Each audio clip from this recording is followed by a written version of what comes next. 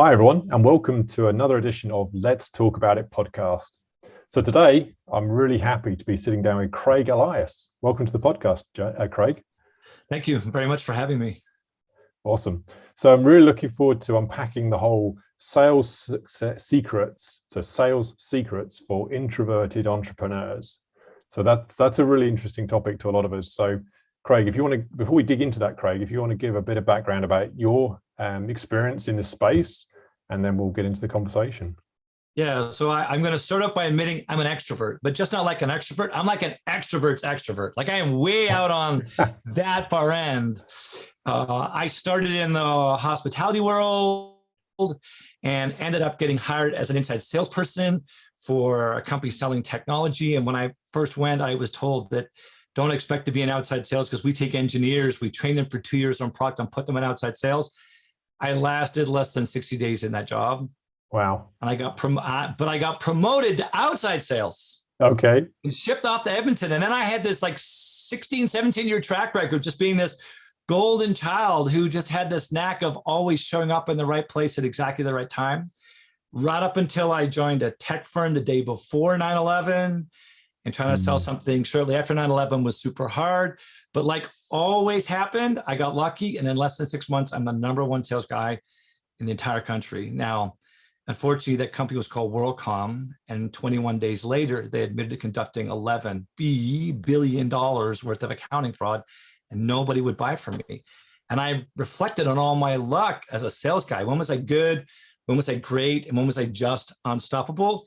I figured a few things out, started a company, ended up winning a global $1 billion idea pitch competition, got a $1 million prize, moved to California, became a dad, came back, and then started helping entrepreneurs, 6, 8, 10 coffee meetings a week, helping them get started. And funnily enough, a lot of those entrepreneurs were introverts. And I had to learn how to teach introverted entrepreneurs how to be successful at sales. So when we had this idea for this topic of sales secrets for introverted entrepreneurs, it was like, I can do that. Yep.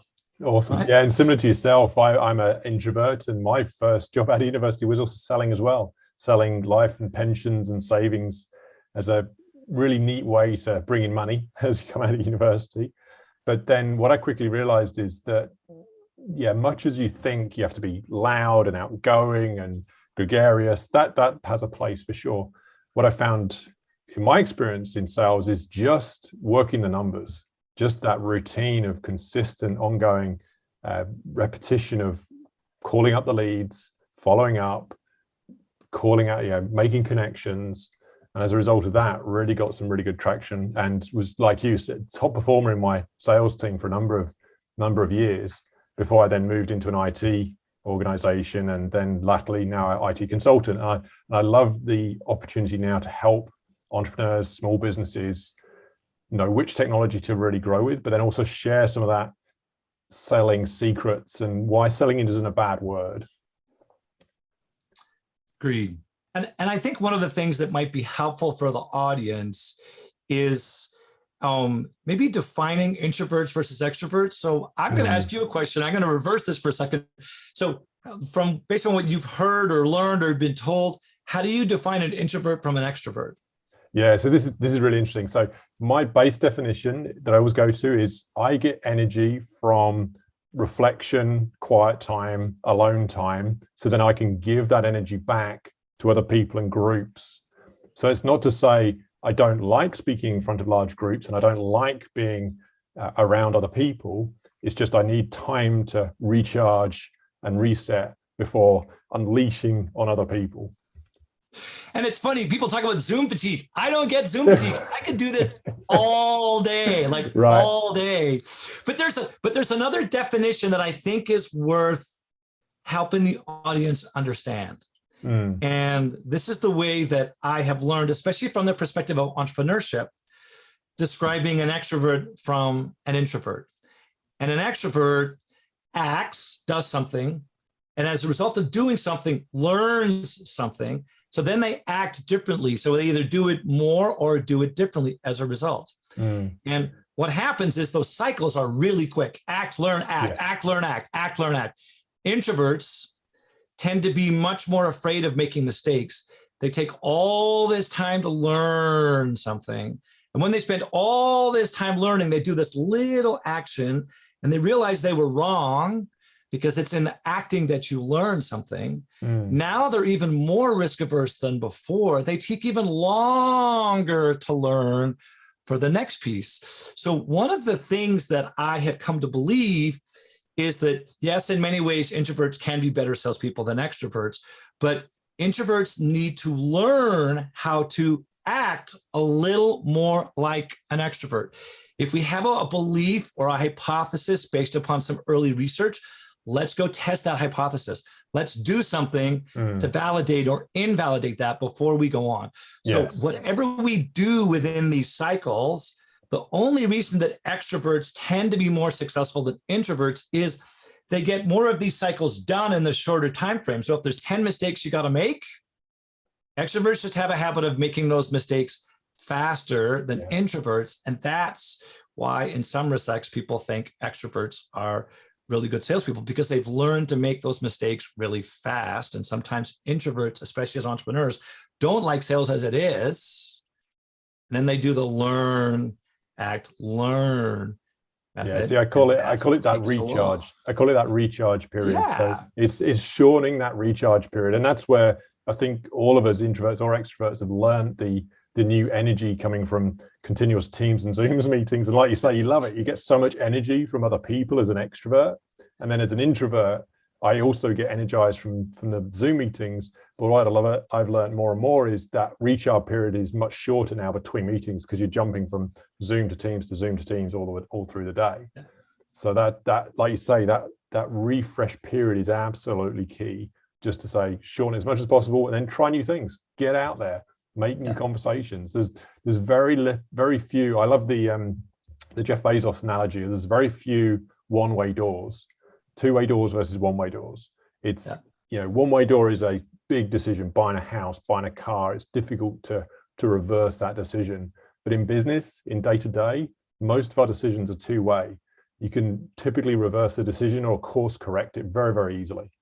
And what I often talk to fellow introverts about, especially in the entrepreneur space, is just think about two-way decisions. Think about two-way door decisions. Just think about how quickly you can reverse it if you need to, but if most often you don't have to.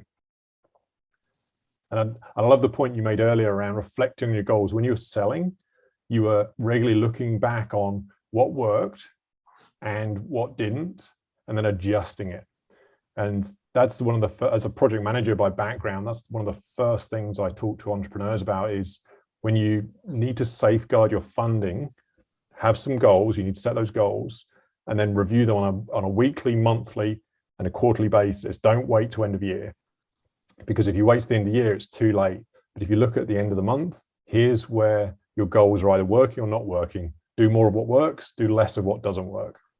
Yeah, so can I mess with that formula a little bit? Yeah, for sure. So one of the things that I figured out in the summer of 2002 is that analyzing your lost deals is useless. And the reason is because what ends up happening is more times than not, the reason you lost the sale is you didn't have a strong enough relationship to get the information needed to win the deal. And then when you lose a sale, because you don't have a relationship, people just want to get rid of you. And let's say, oh, you didn't have a really good price. What I did for the first time in 2002 is I only reflected on the deals that I won. What were the deals I won, especially the deals that happened really quick? They didn't complain about price. They're willing to be a reference. So I totally get it's a numbers game, but the data says if you focus on the motivated buyers, you're twice as likely, you'll grow twice as fast.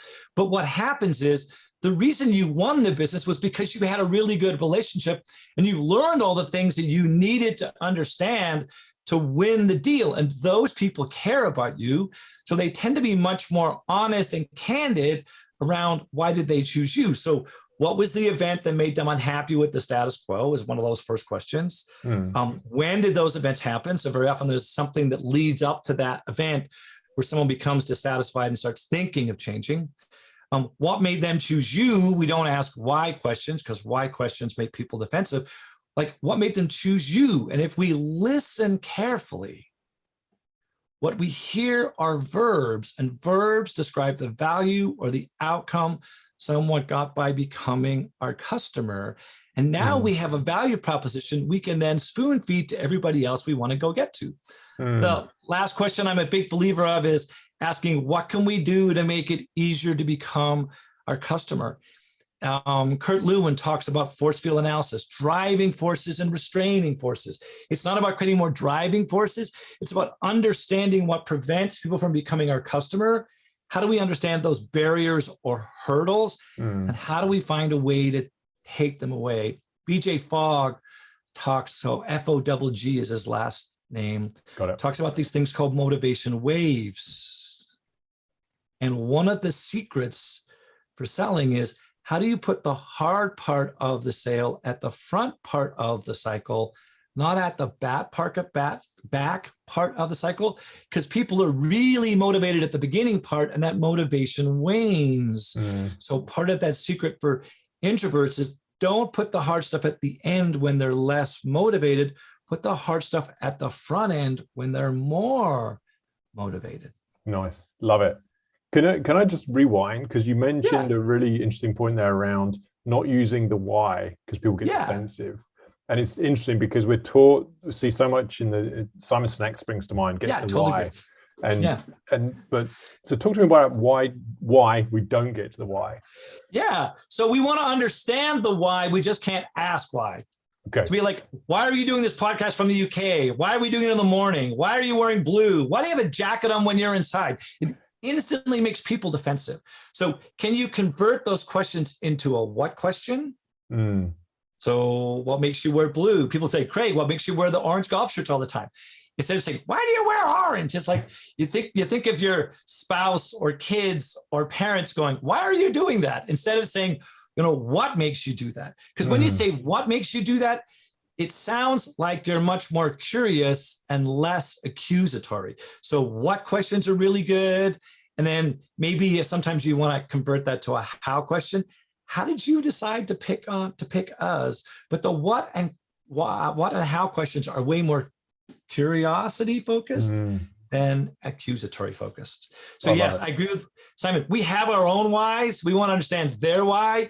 We just need to learn how to ask what or how to understand the why. Now there's two pieces to this. One is asking the question, but then it's, what do you do when they finish with the answer? And this is where introverts, I think, have an advantage, because when there's an answer, the secret is to not ask another question right away, but to give people 6 seconds of silence. And I'm going to use that silence while I let my dog in my office. Hold on, otherwise he'll bark, right? And then what ends up happening is people become uncomfortable with that silence, and then they tell you more information you would not have gotten at through direct questioning. Now, if it turns out that at the end of 6 seconds, they don't say anything, you can perhaps rephrase or repeat the last 2 or 3 words that they just said to you. And they'll go, for me, it was really important that we get this done on time. And I'm going to wait for 6 seconds. And then I'm going to ask the question, on time? And all of a sudden, more stuff comes out. And then introverts, because they're not in a hurry to get 20 questions answered, can then perhaps ask what is called a second order question. Ask a question based upon the answer you've just been given. Exactly. So instead of being an extrovert and saying it's an interrogation, I got 20 questions before we can go today, you start with 3 and you're really curious and you take your time. And it's not about listening so you can talk. It's about listening so you can learn, because you earn sales, you earn what you learn. Love it. So I'm going to pick up on that because I've got a new technique. I just want to recognize your dog though, because I love dogs. I have 2 dogs myself. So dogs in podcasts is perhaps a new theme to bring into this. Instead of coffee, it starts with coffees in cars. It starts with dogs in podcasts. But so what I want to be, and that 6 seconds probably feels like an eternity, especially on a Zoom call as well. And especially for introverts. Yes. But a neat technique I was taught many years ago by one of my speaking coaches as well is the acronym of O.A.R, or. So when you're having a conversation, this works in personal and business. So you offer a piece of information, O, then you ask about it, And then more importantly, R, you respond. And that could be a question, but either way, this is the basis of any good conversation. So like you said earlier, in terms of, hey, Craig, I know the weather's really cold in Calgary today, is the O. A is the ask, how do you feel about that? And then there's then you say something like, it's really cold and I hate it because I used to live in California. And then my response is, yeah, I know, because then you've given me a nugget. Oh, California. What I love about California is, and then blah, blah, blah. So you're creating the offer, the observation or opinion, the ask, and then the response. You're offering something up, and it creates a great conversation structure. Well, and I think part of what we're talking about is one of those things that for a lot of the introverts, their original perspective of sales is it's pushing something, right? And they don't like that whole piece. They don't like cold calling, emailing, whatever else. But as soon as I think you say to an introvert, it's all about how do you build relationships, not sell something. So what you talk about is totally valid. The term that I have learned to use, the term is called propinquity. Okay, so that again. So it's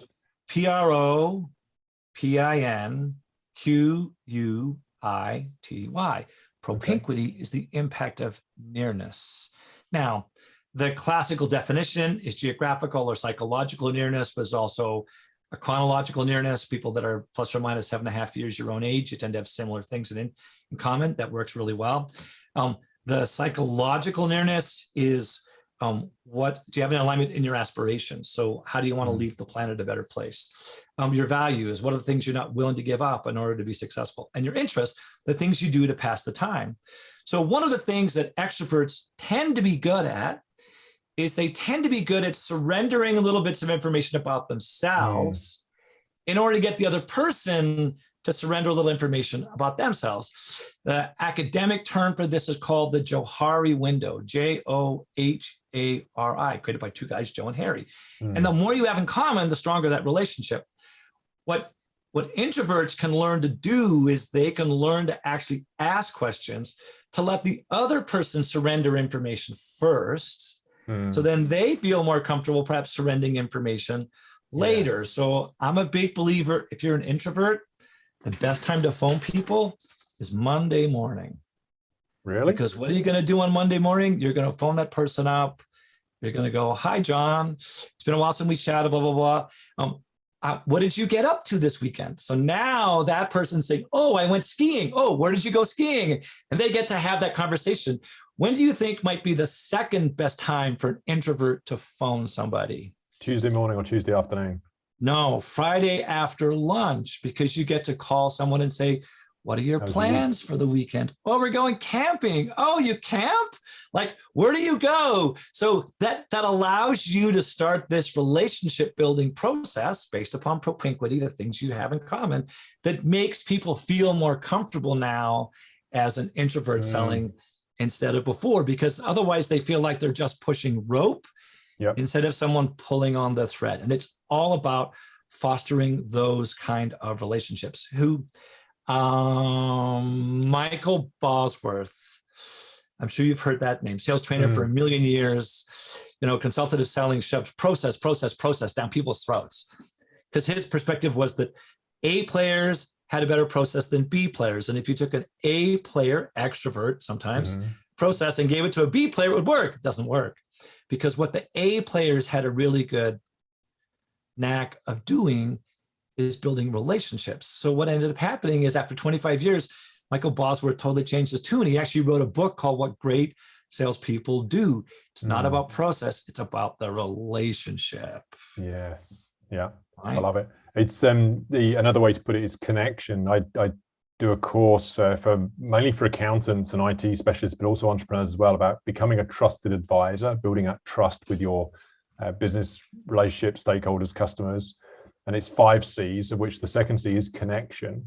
And it doesn't necessarily have to be a personal connection. It's just, like you say, I love the word proximity and closeness, because if you're close on something in common, and that could be work, that could be a project, but to your point, you have to offer up something to get that connection, to get that closeness. You can't just say, tell me about your project. It's going back to that why. It gets people defensive. Yeah. who talked. So Charlie Green wrote the book with, I forget the other two people. So Charlie and I chatted on multiple occasions, but Charlie wrote this is called this Trusted Advisor White Paper. And they looked at the 6 different personality styles and this whole piece around what people look like. I'm actually trying to see if I can find it right away, but there were 6 styles, and the style that was most effective had 2 characteristics. The first one was the R, and the second one was the I. And the R was reliability. So I know that when Craig says he's going to get something done by Tuesday, it'll be done by Tuesday. In fact, if I know Craig, he's going to get it done by early Tuesday morning, like 5:30, or he'll do it Monday night. That's the R piece. The I piece was that whole intimacy. And it turns out the experts aren't the people that are most successful. I'll see if I can find a way to find that Trusted Advisor White Paper. For me, it was super interesting to see that the R and the I combination was the most powerful out of all 6 that Charlie and the gang came up with. Yeah, I reframed that consistency, the reliability, consistency. It's the easiest way to build and rebuild trust if you've lost it, because it's very, very simple. It just takes a bit of effort. That's the key. Is you have to your point, when you say you're going to follow up, you have followed up. And if you're not going to follow up, let them know. And it can be as easy as just writing notes after a meeting saying, oh, hey, we had a great meeting. Had this thought on this article you might find interesting. Here it is. And just following through on what you say you're going to do, which a lot of people don't do, which is surprising. Yeah. The six types, but yeah, it just shows so that the data shows how common it is and most effective. So the research says that it was the 3rd most frequent combination. 17% of the group had it, but it was the single most effective method of being a trusted advisor. Yeah. So for the audience, I just want to always leave them with something of value, like you say, Craig. So we want to dig deeper into a bit of how do I start as an entrepreneur in selling? So if I'm introverted, I hate selling, and my business is just starting, I've got a new service and I can't wait to, I know it's amazing, and I'm in this mentality of build it and they will come. But then what should I do? If I hate selling, where do I start? Really good question. I think the first thing, if you hate selling, the first thing to do is to read. Okay. And the first thing I recommend is Spin Selling, Chapter 4 by Neil Rackham. You can go to the internet site, type in Spin Selling Chapter 4 PDF. Yeah. And it is about not just understanding, because what happens as an introvert, and junior salespeople are just like this. We start by talking about what are the situations people are in. We don't get to the next nugget, which is what is the problem that they have that maybe I can solve? And even if they get to the problem part, they don't get to what's the implication of that problem, or what's the impact of that problem. So getting to the I, and then all of a sudden you're like, oh, hang on a second. Now I understand the situation, but the problem that it creates and the impact of that problem. Now I know you have a need. Now I'm not pushing rope. People are pulling thread. So that's the first thing. I definitely think reading goes a really long way. I'm trying to think if there's another really good book. That's the first thing I think of. I think that's a really good book. I also think there's some really good stuff in a book that's 1,000,000 years old called Soft Selling in a Hard World by a guy named Jerry Vass.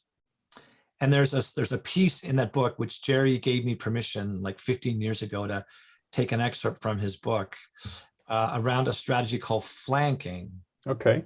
So the whole idea is we're not trying to sell people with a frontal attack, because you'll encounter this good old-fashioned British coat of armor from the Knights of the Round Table. Right. But you try to go around the back, and you go to your first few people and say, I'm working on this idea to solve a problem, would love to get your perspective on what I'm working on. So it's all about the perspective. And then when they talk about things, whatever answer they give, my favorite question to then ask is, what makes you say that? Understand the context that people have. Then when you see where there's natural pull on this thread, the goal is, how do we go find more people just like that? So it is, and so the term is early adopter. The way that I think about early adopters is early adopters are people that recently had something happen, some change, some event that triggers dissatisfaction with the status quo. And if you focus on these people, they're the ones that are more motivated, and these are the ones that are most likely to change. And when you get to them early in the buying process, you get to maybe redefine the problem, because they think they have a problem, but you're like, I don't think that's the problem. I think that problem's caused by this. And the implication of that problem is what you're talking about. Yeah. So you need a way to solve. So you reframe the problem, and then you start designing the solution. And when you're adding value on the front part of a sales cycle, you then end up being the person that gets chosen. So it's all about being first, being preferred, and then being chosen in the process. I love that idea of flanking, because that's, again, takes away this pushiness of sales. Yeah. It's really about and I love the idea of that opinion. It's something I've often used as well when going out to people, more to get feedback. I love feedback, and people are often scared of getting feedback. But the way you put it there is something that's similar to what I've used, as in, hey, colleague, friend, I've just done this piece of work, or I'm thinking of offering this to the market, or think of developing this product. What do you think? And then that naturally leads on to feedback, which is always awesome, because you're asking potential customers what they think of your product. But then you're also triggering do you know of anyone else who might be interested in this? So you can say that. So in my world, maybe, do you know anybody else who'd be interested? That might be a little too salesy for some introverts. You could say, who else can I talk to about this? Right. Yep. So then you're going to give me a name, and I'm going to pick up the phone. I'm going to call Bill Gates and go, hi, Bill, my name's Craig. I got your name from John. And I'm like, oh, John, how do you know John? And all of a sudden, you as an introvert have way more credibility, and the other person's perception of risk has gone way down. You get to have these really interesting, candid conversations. So when I'm finished with my conversation with Bill Gates, I'm like, who else can I talk to that might have an opinion about this? Oh, you know what, Craig? You should talk to Barack Obama. And all of a sudden I phone Barack, and Barack says, hey, Craig, you know Bill? How do you know Bill? So that's my way of being less salesy in the process, making it easier for an introvert to just ask for a name. Yes. And instead of saying, who do you think would be interested? Because all of a sudden you think I'm going to sell to your friend. You're not going to give me any names. But as soon as I'm asking for advice, oh, I know this really smart guy. He'll have an opinion. Go talk to him, or go talk to this gal. That's the way I come at that. A little softer, right? That I think is a little easier for introverts to manage. Love it. Yes. So just back to that top three. I think, did we cover two there? We covered reading as one of the top where you start. What else did you have? So the other thing is my Monday, Friday thing, like focus on the relationship. Okay. That's where it all starts. And a lot of the relationship is based upon frequency, like just touching base on occasion. And a question I like to ask, let's pretend there is nothing here. You've given me some time or some advice or whatever it is. My question at the end is, forget what I do for a living. Like, what's on your radar screen that maybe I or someone I know could help you with? So offering to help them solve problems unrelated to your product or service. They're like, yeah, I really have this problem. Oh, hang on a second. I know a guy. You should go talk to Bill. And all of a sudden you connect the two of them, and people then feel grateful or gracious or maybe even a little indebted that you help them out. They're going to want to try and find a way to return the favor. Yes, it's amazing. Actually, I'm just in Lymm, just southwest of Manchester at the moment, and arrived 2 weeks ago. No internet, no business. Couldn't work from home, so I ended up going to a local business center. But I found that through just asking a friend in the area who's an architect. As a result of getting to the business center, I also need to do a birthday cake for my dad's 80th birthday. I need to get a cleaner for when we've left this place. I need to get a mechanic to look after my car. And suddenly, like you say, you're asking about other problems. And suddenly, literally within 2 weeks, I built up a network in Lymm far quicker than I ever thought I'd need to, or expected to, just because I'm talking about their problems, our problems, just trying to help each other. It's amazing. Totally really works well. So yeah, so reading, getting into, I love the spin one, getting the relationships. So just talk to me a bit more about relationships though, because as an entrepreneur introvert, I'm thinking, okay, it's Monday morning, I'm really busy, and I've got all these emails to deal with, meetings coming up. How do you reframe your mind to focus on the important aspects of selling? So I can't define it or describe it any better than what I think someone else has said, is that if you want to be successful, you have to kiss a lot of frogs. If you want to find a prince, you got to kiss frogs. So it's all about whether you want to say, because the term I've heard used is eat the frog. Yes. Right. In this case, we're not trying to eat the frog. We're just trying to kiss the frog to see if there's a prince or a princess behind the frog. And my argument is you set aside some time. It doesn't have to be a lot of time. It only has to be like 90 minutes. You say, okay, for 90 minutes, I'm going to kiss a few frogs.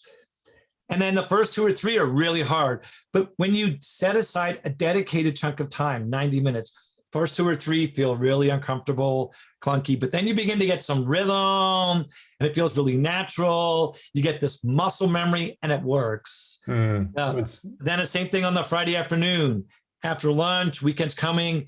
It's just a function of I need to put specific time in my calendar to actually make that happen. Yeah. The other thing that can happen, and I've seen some organizations do this really well, is that every now and again, like every 90 days, you have a blitz day.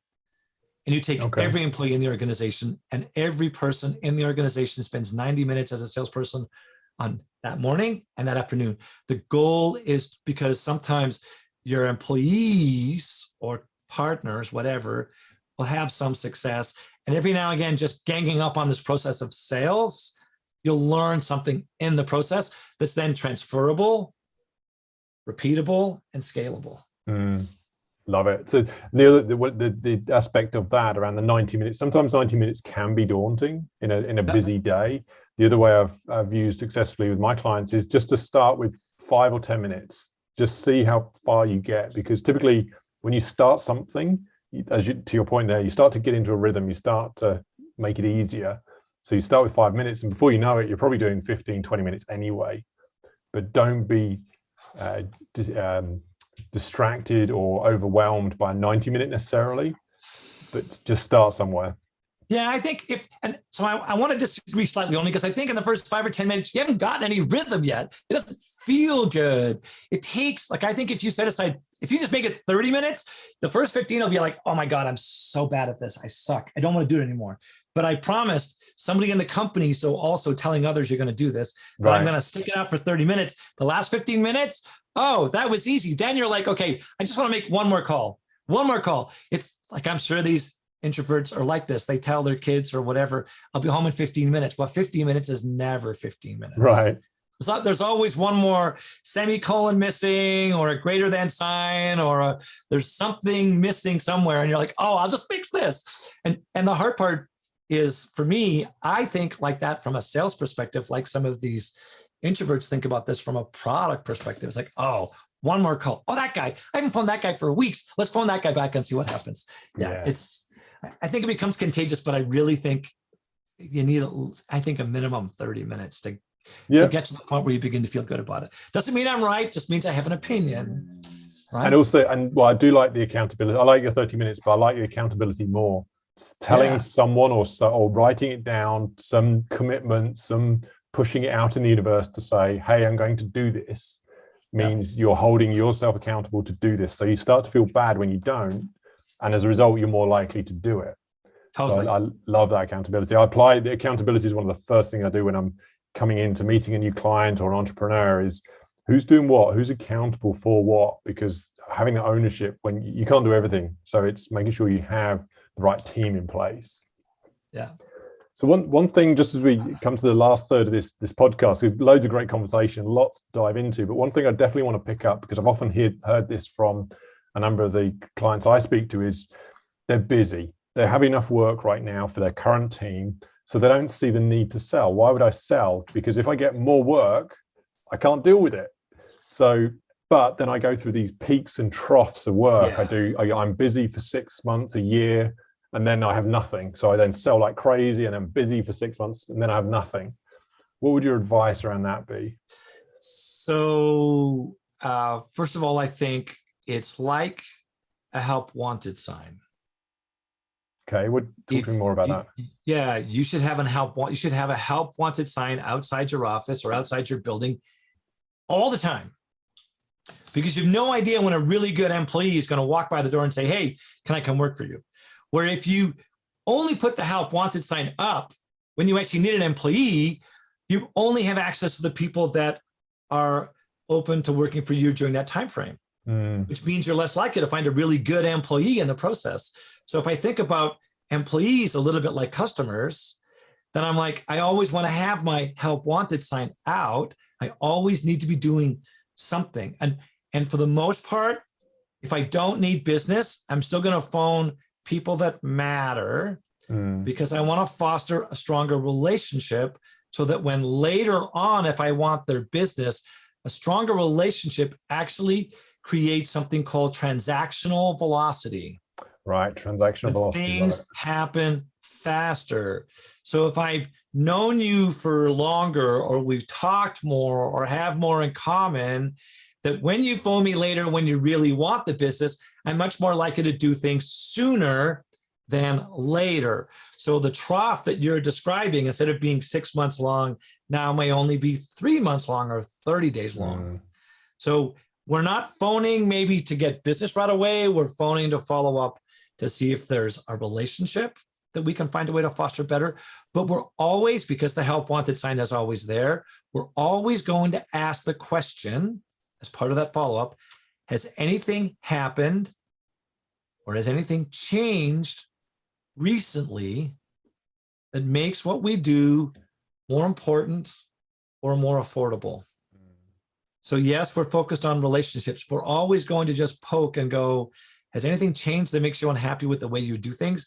Is now the time to start having a conversation instead of waiting until later? Because the problem is, if you wait until later, they may have defined the problem in a way that you're no longer a viable solution. And even if they did define the problem the same way you may define the problem, they've started having a conversation with somebody else. Yeah. They've started down this path of buying from somebody else, and to get them to switch is really hard. So there's a whole bunch to unpack in that whole piece, but it is super important to always have your help wanted sign out. Don't just put it out when you want a job. Yeah. And just even, and again, that doesn't mean you're necessarily hiring someone. So don't get overwhelmed with, oh, suddenly I've got to recruit them and onboard them and everything else. No, no, no. This is just connection. Like you say, the relationships both with your potential buyers, but also relationships with people who could help you. If the perfect employee shows up at your door, like, oh my God, don't go anywhere. Can you start tomorrow or can you start now? But you might see a ton of people, and it's all about leaving that door open, because luck is when preparation meets opportunity. Sales is really all about timing, saying the right things to the right people at the right time. And if you miss the timing piece, you've lost the opportunity. And that's why I think no matter how busy you are, even if it's only 30 minutes on Monday and 30 minutes on Friday, take that 1 hour and foster relationships and just poke and prod. And has anything changed recently? How happy are you with the status quo? Right?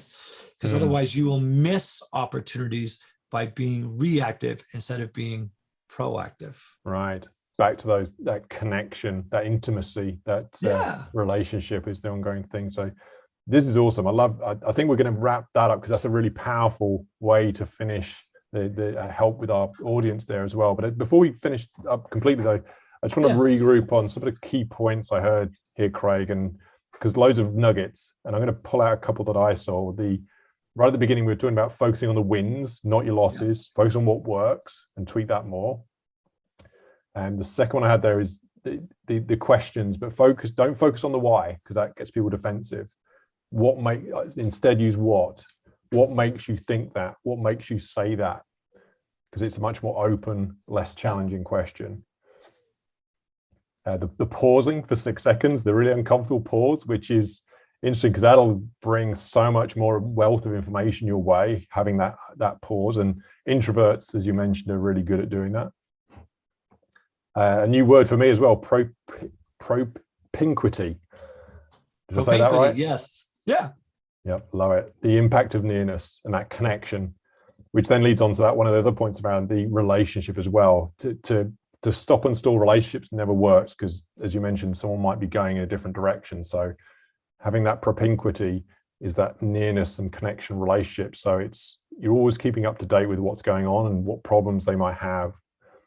As an entrepreneur, where to start, and I love the reading, starting specifically with SPIN selling, the SPIN, just remind me that acronym again.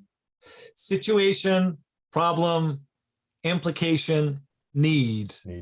Perfect. So it's all about we got to get beyond some situations into problems. And then we understand the problem. What's the impact or implication of that problem? Oh, well, it turns out that problem is a $100 million problem.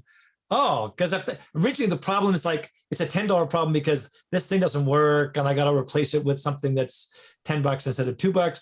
But the quality returns, the brand impact and all the rest of that stuff, impact on stock price, all of a sudden it's like, it's big number. Now like to spend $100,000 to solve $1 million problem is not a big deal for most people because now they can justify the decision to themselves and somebody else. Yes, you're framing it in a way that means that it makes sense to them rather than just saying buying a product. You're getting a return on that product straight out, that service straight away. And then the final point I wanted to, just the help wanted, always be on the open, or always be open to new help, because you never know, as you said, that perfect employee will come along. Or the perfect customer. And all of a sudden you're like, wow. So I'll just give you one example. I went to help a friend who had a startup. He wanted me to go find, he wanted to have 2 people as customers, Hewlett-Packard and Dell. That's all he wanted. Okay. And made a bunch of phone calls, doing a bunch of emails. Actually started noticing a trend that for whatever reason, the VPs that I was having regular conversations with, they'd almost always answer on Sunday afternoon or Sunday nights. So I got on the habit of, instead of emailing them on Monday, Tuesday, Wednesday, Thursday, I would email them. Last thing I did on Friday was I'd email those few guys or gals, because I know now that email is farther up their inbox. And then I get more responses on Sunday, and Monday we're having conversations. Awesome. Yes. Yeah, that's that. Again, those neat little tricks, like you say, calls on Monday to ask about the weekend, calls on Fridays to ask about the upcoming weekend, and then getting in contact with them on the Friday so they read it on the Sunday. Yeah, it's learning to, reacting to your customers in the right way, or potential clients in the right way. So you're there when you're top of mind when you're needed. And then we went for a visit one day after we'd done all that work. And it just turned out that was one CTO for one of those organizations showed up in a room, and next thing you know, we're negotiating a $10 million deal. Wow. That was totally cool, because you're doing this and the founder's saying, is this working? Is this working? Is this really going to work? We went for a visit and it was like that, because all the work had been done pre actually going to do things in person. Yes. A lot of people think that these big headlines events like the $10 million sale, or suddenly landing this deal, or suddenly opening a new office, or whatever that big event is, you only see the event, but in reality, there's a long process that leads up to that point. Any company out there didn't suddenly become massive. They quickly grow, but there's a process behind that. There's experience, there's learning. It's preparing. The preparing for that 1 second of fame. It's you have to be ready for it to really be famous. Well, there's a company in Calgary called Benevity, who is now like that, and they were very focused on a very specific set of customers. And I forget the order, but like Nike, then Google, then Microsoft, and all of a sudden they got 3 big ones. And it was like, everybody's like, well, if you have those people as customers, let's go. So yeah, you keep plugging away and plugging away and plugging away. And all of a sudden one day something changes. They're like, you need to come. The book called The Challenger Sale, Matt Dixon, and I forget who else wrote the book, but they talk about this group of people called mobilizers. Mobilizers are generally people that are new in their job. People that are new in their job want to facilitate change. Yes. The data I've seen says that 32% of all VPs or higher will make $1 million worth of decisions in their first 90 days or less. Right. So again, as an introvert, focusing on people, and then when you see the people have moved to a new job, let's go follow that guy or gal in their new job, because that might be that trigger, that change that makes them say, now's the time to stop the relationship building process and start the business building process. Yes, love it. And then again, what introverts are typically good at is that consistency, reliability, that following up. Yeah, love it. Awesome. This has been great, Craig. Really love that. I'll looking forward to sharing it with the audience. And if they wanted to contact you and get more information and find out more about you, where can they get hold of you? LinkedIn is the best place to find me. There's, I think, close to 800 million people on LinkedIn. I've been on LinkedIn since day 8. I think I'm on year 19 or something of that nature. I'm user 3,956 out of God knows how many people now on LinkedIn. Wow. So yeah, if you just type in Craig Elias, hopefully you find the guy in the orange golf shirt and not the murderer in Pittsburgh who is all dressed in red because he's in prison somewhere in Pittsburgh. But yeah, LinkedIn is the best place. I'm pretty good on LinkedIn. I suck at email. I have 225,000 unread emails in my inbox. I'm way better at texting. I think my cell phone number might even be on my LinkedIn profile. Right. Yeah. So you look up Craig Elias on LinkedIn, but not that one. Not that one. Not that one. Please, not that one. Right. Awesome. That was great, Craig. Thank you for your time and have a great day. John, a pleasure. Stay healthy. Have a good weekend. Bye. Bye for now.